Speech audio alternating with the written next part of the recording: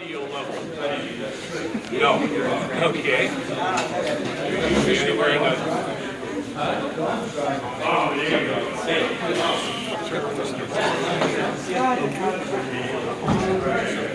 So go ahead and talk and see if we get any volume out there at all. Can you hear me out there? Yeah. Good. Great. Well, I'll start. That's not your problem, and John probably won't say too much if I sit over here. The beginning of all this came about, obviously my purchase of this book was in 1990, and you know, I spent many nights just looking at these pictures. This is art to me. I mean, some people will use the word, and I hate to do it, but this is radio porn. This is what radio guys go. Yes. Right. So I just said that on camera, and it'll go on forever. But about 6 months ago, I was approached by a girl from Phillips Exeter Academy in Exeter, New Hampshire. They have a museum there, and they wanted to do an article. I wanted to do a museum display on collectors and collections. And she came to me because she heard I was a radio collector. So I brought her to my house. She was spellbound, I'll admit, and she picked, she said, which radio should I display? I said, it's your display, you pick out the ones you want. Ooh. So she picked out 20 radios and put them in a display, and she obviously gravitated, although she's a museum coordinator person, she obviously gravitated toward the colorful plastics and things. So she started asking me questions about them, and she said, well, you know, how I tried to explain about Catalin and how it sat in a mold and things that most of us know. And finally, I reached over on my bookshelf and I said, here, take this book. You know, there's a lot of information right in the front, pictures on how it was molded and everything. So she took the book home back to the university with her, and about 2 hours later, she calls me and she says, you know this John Sideli guy? I said, well, I've never met him. She said, he's going to be displaying at the show too. And I said, well, you're kidding. I didn't really say that. I blurted out something I was a little embarrassed about, since for 25 years I'd never met John Sideli. And I said, another Catalin collection? And she said, no, John's an antique dealer, an antique artist up in Maine, and he is displaying paint by numbers, antique. And again, no offense, John, I burst out laughing. I went, you gotta be kidding now.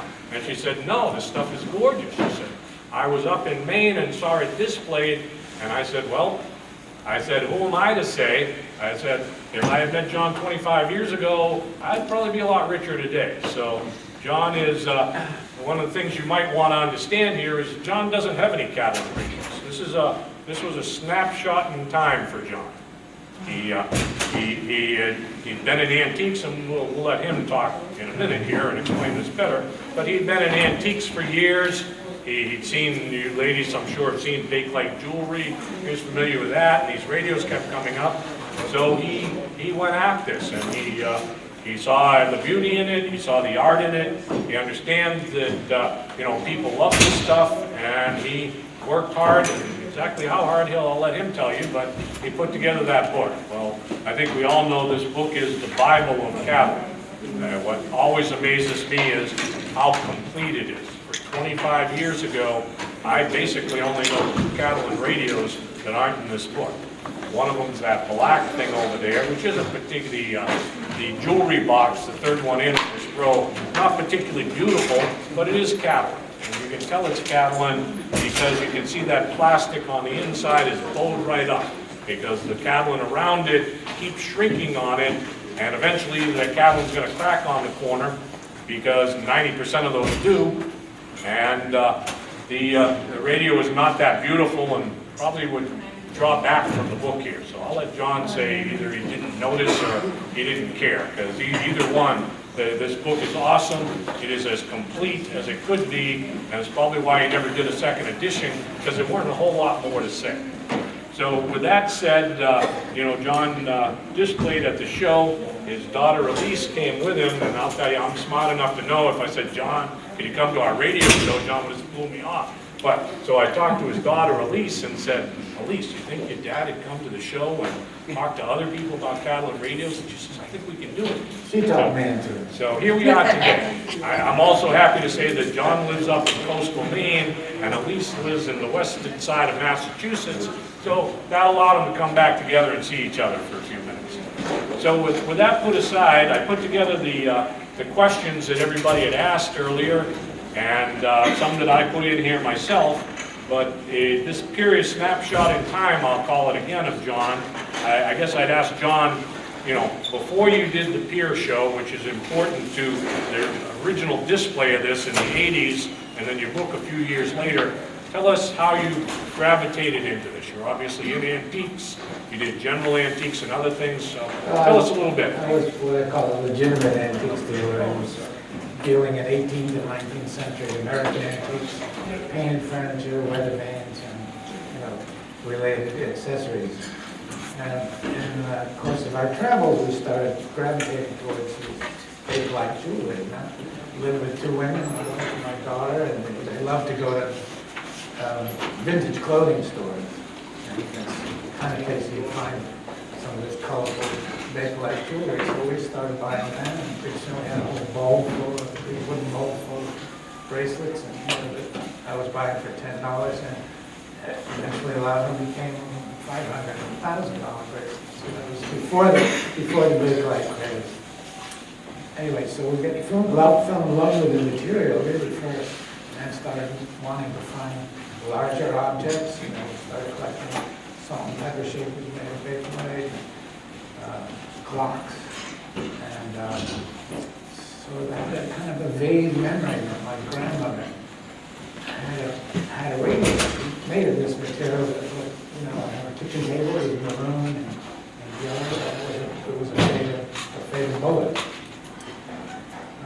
And I approached a friend of mine who had a shop in New York City, in Greenwich Village, and I said, "Did you come across any of those old bakelite radios?" And he said, "I've got one in the closet here that was in my store, and someone stole a knob off of it."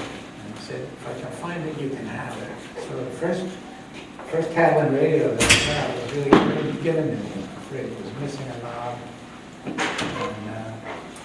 took it home and polished it up, and I was hooked. And somehow I found a knob for it. I don't recall how that happened, but and then I just started wanting more and looking for them, and started buying them, every one that I saw. And I was a little embarrassed at first for my friends, antique dealer friends, to come and see them, so I kept them upstairs in the house for about a year. And then finally I had, 15 or 20. I brought them downstairs to put in the living room. And got to where I had a collection of about 30 of them. And I signed up for this big pier show in New York City. And I thought I wasn't really that anxious to sell them, but I wanted to show them off. Talking about it, came up with a price, so I decided to ask $500 a piece for them. 30 radios, $15,000. And they were around for, 55, 65, 75, maybe on Madison Avenue, 150. So it was quite a jump. And I built this beautiful big sort of pyramid display. Took it to the show, and someone who had been to my home and seen them. This is a woman who was a big, tall, real colorful lady. She loved the big light jewelry. She used to wear it. She was, just a real stylish woman. And she had seen the radios at my home, the collection. And she got wind that I was bringing them to the show, and she called me, and she put a hold on the collection. And she came on opening night, and she bought it. $15,000 for radios. And it really just, it blew everybody's mind. First of all, the display was spectacular. It's photographed by every newspaper in the city, the New York Times, World Voice, Daily News. This magazine has this is a metropolitan home. They came and did a story on it. There's a shot of the display. It's kind of hard to see, but gorgeous radios. as we all know today. People, the show was on for 3 days, and throughout the show, people would come walking in the booth and just staring at it. Hundreds of people photographed it. I don't think people had ever seen in public, you know, a group of these things. So I was pretty inspired by the response, you know, and also the price that I was able to get for them. So I decided to really start really looking for them in earnest. I thought it would be great to do a show in a gallery on Madison Avenue. I talked to a friend of mine about it. He said, well, you need 100 radios. And so I thought, well, maybe I can get 100 radios. So within about a year and a half, I approached this gallery on Madison Avenue, a fancy place up on 80th Street. And I proposed it to them, and they went for it. They emptied the gallery, and we put, my daughter and I helped them build all the displays, and we put 100 radios in there. And it was a beautiful show, really spectacular. Entertainment Tonight came and filmed it. It was on television, all newspapers. It was a lot of fun. And so again, I was really inspired by the response, and that was when I decided to do a book. You know, I did a book, and I think about doing a book. I just thought it would be an exciting project. So that's when I started. You know, your first Catalin memory was from, I believe you mentioned your grandmother had one of these. Yeah. It was back in your early childhood, and I'll admit, I had a similar experience. The radio that's over there, the RCA, that was in my grandmother's house, not that particular one, but she had that radio, and it was the black Catalin one, not specifically exciting, but that was one of my first radio memories, because I spent every Saturday morning at my grandmother's house. My brother was the book reader, and my sister was okay, and I was the ADD guy that you couldn't jam down in a seat, but she let me listen to her radio. So that got her by, and I'm alive today because of it, probably. So you did the Pier Show, and it was, what, 7 years between the first Pier Show you did in the book? Roughly, yeah. I mean, obviously, Mark Woolley, other people helped with some of the radios that are in the book here. And like I say, you... Well, Mark Woolley, most of them I sold. Okay. I think I probably owned just about every radio in the book. Yeah. I developed about 6 or 8 really good repeat customers. And most of their names are in here. But I was also selling the radios. I had a customer in Tokyo. And I had people in Paris and London and even Venezuela. It was amazing. I had so much press from it that people kept finding me. They called the office and said, I understand you sell these radios. How can we get on your list? You know. So the general effort in that book is, what do you figure you have in here for hours, days, and time? It's hard to break down, but I worked on it for about a year. Okay. And it was tough getting started. I didn't really know how to start. But I went to the State Museum in Albany, the New York State Museum, and it was a great resource. They had radio and television retailing magazines and some other publications that were trade magazines, and that was Right, really I'll kept find the years and the what the product get the was. And specifics, and found all these color ads in there. Yeah, I was very lost without that. as I said, I mean, I own 50 radio books, and again, this one I've always enjoyed because it was so complete and it was so accurate. I mean, it's very hard to say this radio came from 1938. Well, maybe it was 37, 38, and 39 they sold it. The accuracy in the book has always just been phenomenal. How many copies of the book did you sell, John? How many were printed? I guess think they is the word. printed 4,000 only, Okay. and 1,500 hard copies. So, I mean, the book is very difficult to find nowadays. I mean, whenever I see one at a radio show, because if somebody's not into it anymore or somebody passed away, I always buy the book. And I always end up just giving it to a friend of mine who comes to my house and looks at the radios. So it's one I always pick up and continue to put out there. So it's always been an enjoyment. I think one thing I forgot in the beginning of this was when I finally met John. I tell this to my kids when I called my son the night I met John. I said this was just like Sheldon meeting Spock. I said it was like, I don't believe this. I mean, I know about this stuff and I've learned from his book and other things, but to find the man who actually did this, and again, you know, John will go on to tell you, this was a snapshot. He didn't live a life at Catalin for 25 more years. He did this, he did business in it, he made good money at it, and when it slowed down, he moved on to other things. So, go ahead. Thank you. Okay, thank you. Bruce, could you or John please explain to us the years in which Catalin radios were made, and tell us historically, now Catalin radios are a high-end collectible, but at the time, were Catalin radios bought and owned by ordinary people or wealthy people like the Kennedy family who had Zenith Transoceanic and other high-end radios at the time, like, you know, the high-end expensive stuff? Were Catalins for ordinary people, or were they precious radios that cost a lot of money at the time, or were they just ordinary good-looking radios that have now become a very high-end collectible?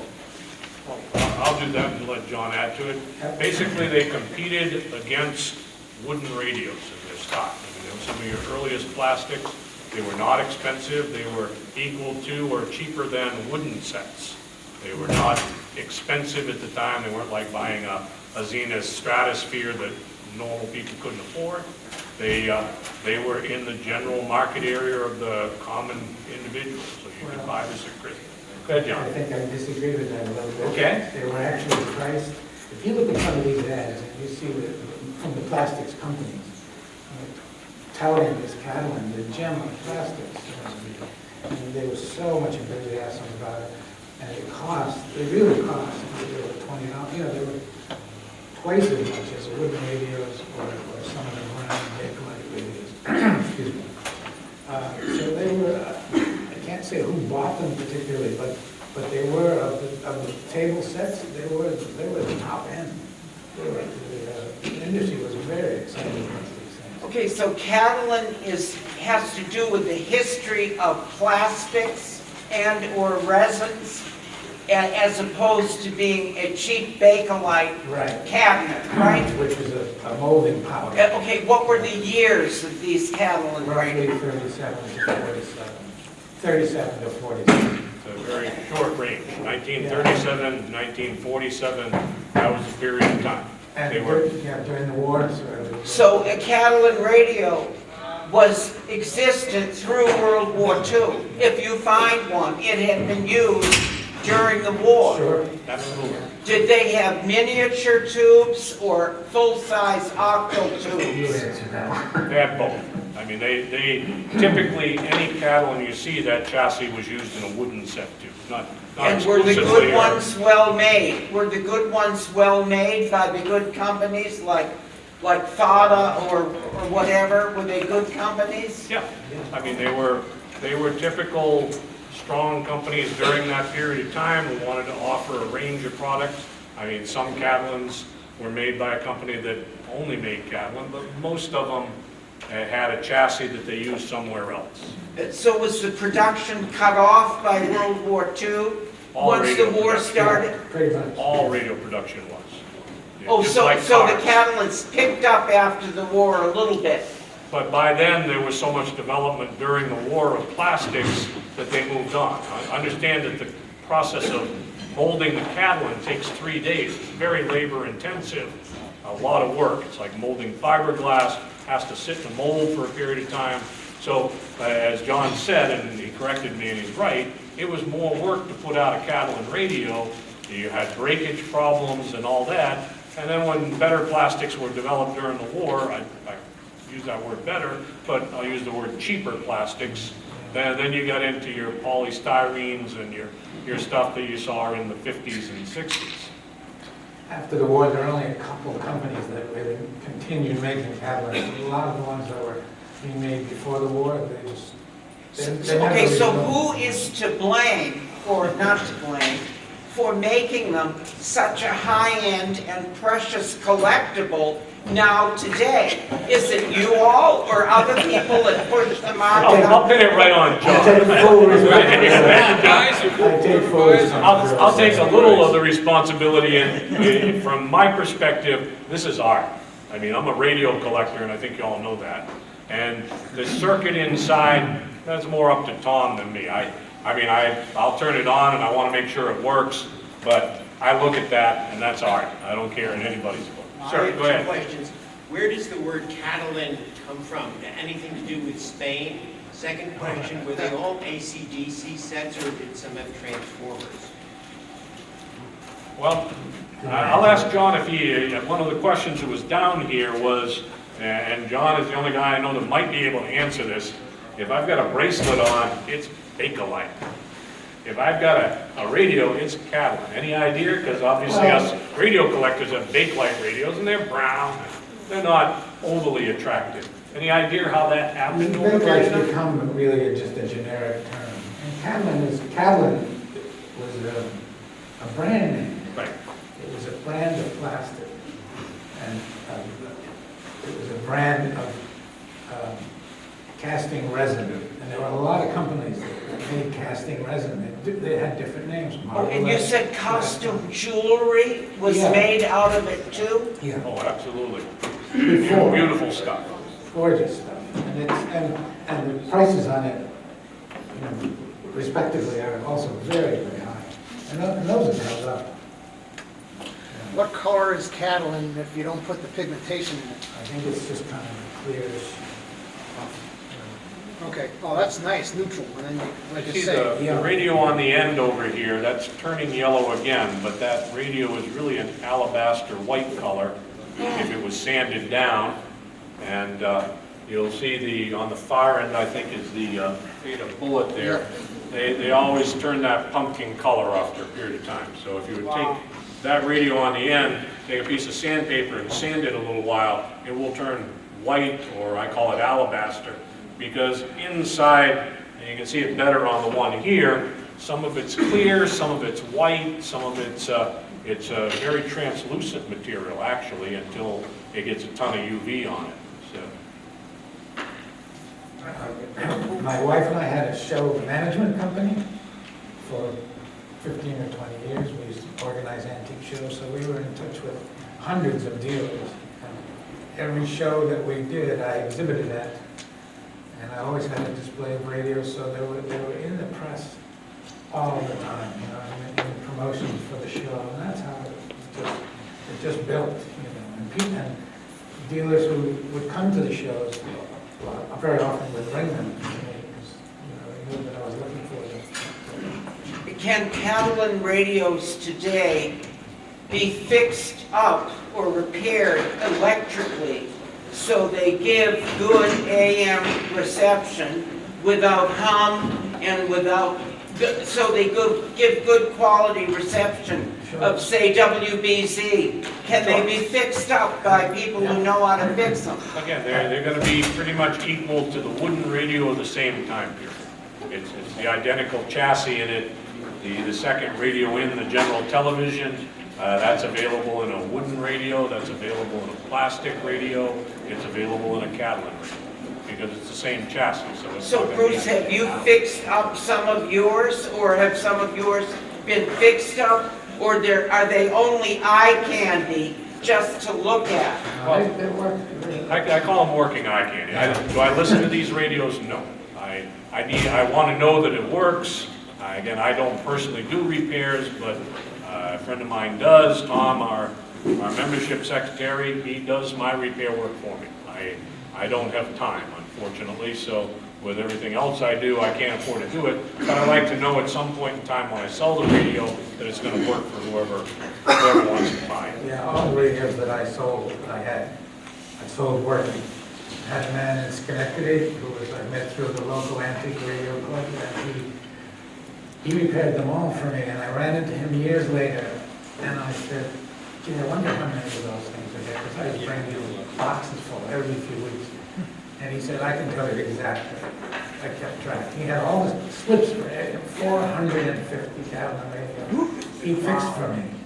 And I had lots that didn't need to go to him, so I figure I must have bought and sold maybe 600 of these things over an 8 or 10 year period.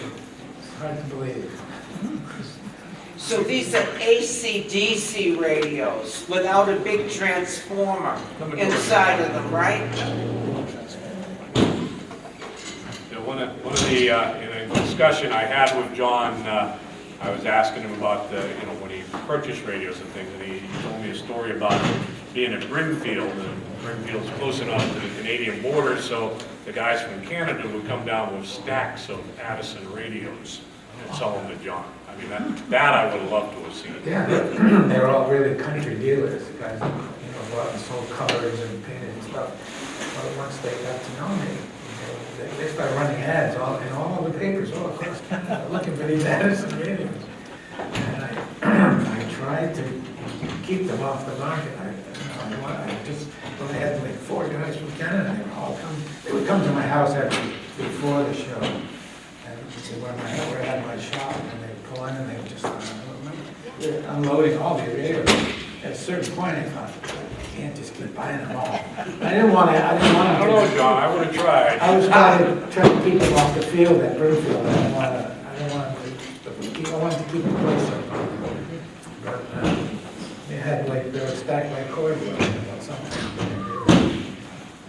Now, was there a particular pattern, John, that you liked more than others? Did you love a faded bullet? I mean, obviously, that Addison on the front cover of the book is a color combination that doesn't come together that much. And, I mean, that certainly ranks way up in my favorites. I always loved the Motorola, the black and white Motorola. Yep. And also this radio, this exactly, we were taking a trip to Florida and got off the road and went to Savannah, Georgia, which is a beautiful city. And we went into an antique shop and didn't see any radios, but I asked the fellow, do you ever get any of those Bakelite radios? And he said, well, I have one upstairs in my apartment. I said, I don't really want to sell it, but I'll show it to you. So, because upstairs in the end, he had this red Emerson. I'd never seen it. And I offered him $1,200 for it. And he sold it. So these radios then would be, the originals, would be contemporary with when ordinary people in Germany were forced to listen to Volksempfänger. Is it the same year time? The People's Radio of Germany, but, I mean, the answer is yes. I mean, understand the golden age of radio keeps coming up through and toward the war. Radios are getting cheaper and cheaper. They're getting it was like a computer is today. You bought a radio in 1933. By 1935, you find a radio you can plug in the wall. You're ditching that battery set. And then the radio's getting smaller, it sounds better, it holds the station better, and it's like a computer is today. 3 years after you bought that computer, you're ready for your new one because it can't do what you want it to do. So they gravitated up toward the war, and then again, as the war period came in, you couldn't sell radio, you couldn't manufacture new radios, new cars, because the war effort at that time stopped all that. That's the only way we won a war was because we stopped industry in America to do it. So these were that time period, and again, after the war, it phased out. They came back in, the Beta bullet on the end. That's the post-war version. The pre-war version was a 115, and then post-war they basically changed the circuitry a little from like you said, your larger octal tubes down to your miniature tubes. They changed the faceplate, they changed the knobs on it, and they put that sucker back out on the market as fast as they could. because you had a country that, after the war, who wanted a new car, who wanted a new radio, who wanted things. You had the military coming back from the war, and you had huge development taking place in new plastics, and that pretty much set the end of the Catalin era. So is there, another question there? Sorry. Good. Towards the end of your book, you have some interesting sets that I've never seen before. I wonder if you might want to comment, might be able to comment on them. They're very, very futuristic, and they're not like the normal Catalins, and they're made of an entirely different type of plastic. You mean the SIACs? Yeah, I think so. Okay, that's it. It's the only one in here I remember that's not Catalin. The Air King at the beginning. Well, the Air Kings in the beginning are not Catalin, but They're again, Plascon, but because they're so decadent style, I wanted to put it in there just sort of as a predecessor. How many did they actually sell? Because I've never seen them. you want to just The Air King? make sure we're talking about the same thing. The Air King was earlier, that was in the 30s. Yeah, The SIACs came out after the war, I believe, John, wasn't it? yeah. And because the war effort brought on the plexiglass.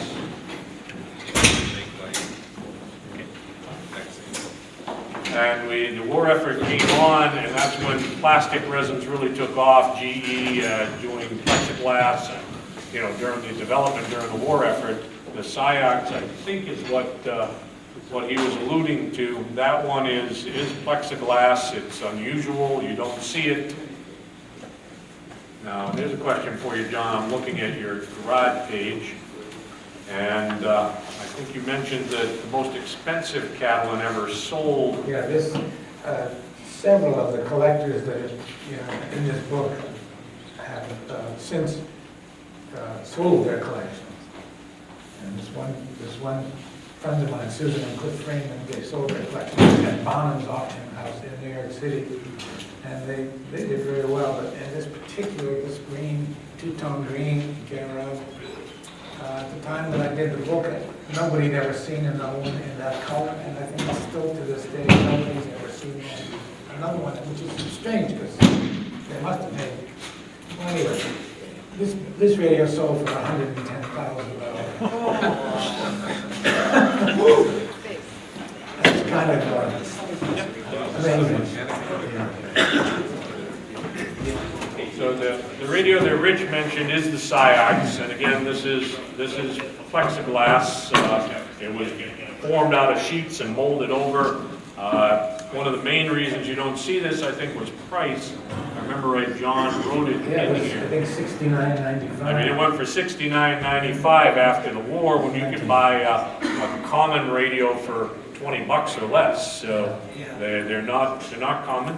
I've seen a couple. I saw one at Nashua at the Resurrection Center 20 years ago. And the guy wanted $600 for it, and to me that might have well been $6,000. And I'd certainly pay him, probably it was blue. Was it? I have a red one, and it's a beautiful radio, and you just do not see it. And I'll tell you the quick story of that. I actually purchased it from a guy in Brazil.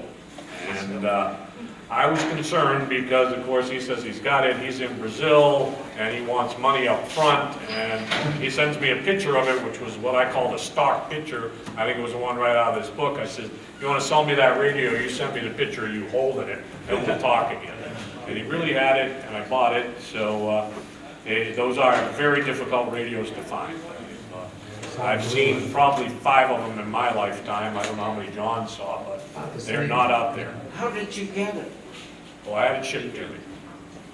So let's, I've got to say, we've got 5 to 10 minutes max, so I want to give John 3 of those minutes to tell about what he's done since Catalin radios, because that, to me, and another general idea, is equally interesting. I had his catalog on the table here, which somebody must have picked up, that showed some of the work that he does now. He does antiques, and he does antique collages, some beautiful artwork.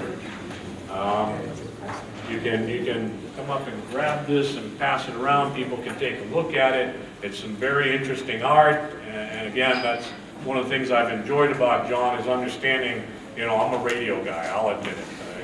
I collect maybe a couple of clocks or something, but I'm pretty much in radios, and it's good to see there's life after radios. So Yeah, I'm not a radio guy. I mean, it was the art and the color, the design that brought me to these. They could have been bread boxes or, you know, something else. I had really no interest in the fact that they were radios. Anyway, well, I'm an assemblage artist. I work with found antique materials that I assemble and tell a story, or, you know, just looking at the catalog. now, do you do most of this in art studios now, John? Do you, I mean, I know you're up on the coast of Maine. I have a big studio up above my gallery where I live. And I show I show in New York City. and Where Boston. in Maine? Wiscasset, Maine, it's about, you know where it is? Yeah. Nice little town. Yep. Along the coast. So I'll take one or two more questions. One of your pieces of art, it's called The Collector. A lot of us are collectors, obsessive collectors. Very interesting piece of folk art, by the way. Can you comment on that and why you called it The Collector? Most of the work that I did before that piece, that exact piece, it was very simple pieces using maybe 2, 3, 4 elements. When I was working, if I got more than four elements going on there, I started getting nervous, getting cluttered. And just one particular day, I went up to my studio and I'm looking around and it's all so simple, it's all so clean. So I want to make a mess. You know, I want to just do something really complex. And I just started grabbing pieces out of my parts department and making a pile. I was pretty stunned when it got finished. And well, I am a collector, and you know, it has that figure in it, and so that's what I decided to call it. But it was a real breakthrough for me. I mean, I just finished. That was probably 2.5 years ago. And I just finished the last piece of a series that got me started on a very complex. I'd say cluttered, but they're not really, you know, but pieces with a lot of material and big objects, you know. And I finally kind of come to the end of that cycle. That's one of my favorite pieces. It's in the catalog, yeah. Thank you. Take one more question out there. Good, Mike. Were all these American or Canadian radios, were there anything made in Europe or other parts of the world out of Catalin? Nothing that I'm aware of. Interesting. Yeah. Huh.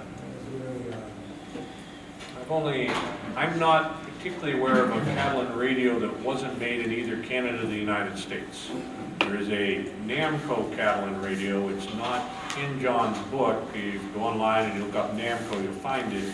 My understanding that although it was made in the United States, it was only sold in Mexico.